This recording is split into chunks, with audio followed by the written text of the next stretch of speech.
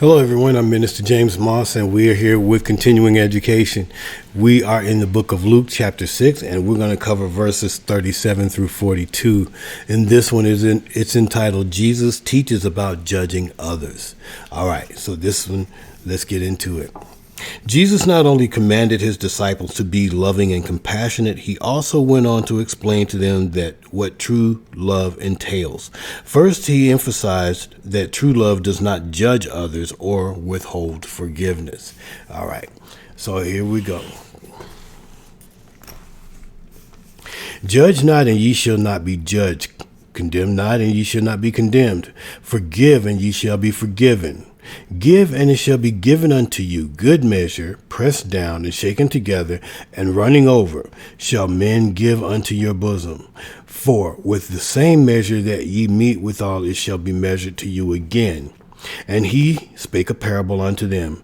Can the blind lead the blind? Shall they not both fall into the ditch? The disciple is not above his master, but everyone that is perfect shall be as his master. And why beholdest thou the mote that is in thy brother's eye, but perceivest not the beam that is in thy own eye? Either how canst thou say to thy brother, Brother, let me pull out the mote that is in thine eye, and when thou thyself beholdest not the beam that is in thine own eye? Thou hypocrite, cast out first the beam out of thine own eye, and then shalt thou see clearly to pull out the mote that is in thy brother's eye. All right, and this is a very popular lesson. Verse 37, while the word judge can mean to evaluate or analyze, Jesus did not mean his people should refuse to think critically or make decisions, nor was he attempting to abolish the legal system or disciplinary measures. Believers must be discerning and make certain judgments. Jesus was referring to the judgmental attitude that focuses on others' faults, criticizing and tearing them down. The believer's special position with Christ does not give them license to take God's place as judge. Those who judge in that manner will find themselves judged by God. Neither should they criticize, or they will face criticism. The practice of forgiveness leads also to forgiveness by God. Those who refuse to forgive show that they do not understand what God has done for them. God's children must be ready and willing to forgive just as God has forgiven them. Verse 38, generosity and giving, both of material goods as well as love, compassion, and forgiveness of others, will result in return to generosity. Jesus wants his disciples to be merciful and loving, not selfish or spiteful. He does away with the retaliation and concept of demanding an eye for an eye of recompense for wrongdoing. The picture is of blessings being returned in a bushel basket filled to the brim, pressed down and shaken together to make room for more, then running over. Jesus wants our measure of mercy to overflow.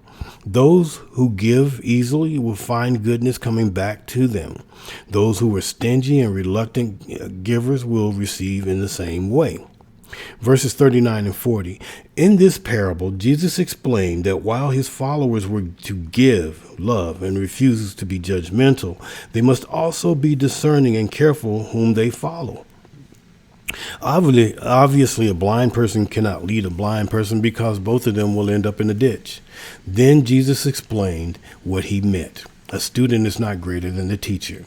Those who lead others must have clear vision, willingness to learn and understand, and no arrogance or self-righteousness. Such a standard would disqualify the Pharisees, who, in this instance, were the blind guides leading people into disaster. Jesus explained that his disciples should not go beyond what they learned from him. Instead, they should aim to be like him.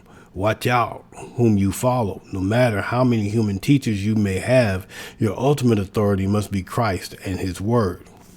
Verses 41 and 42. How well Jesus understood human nature.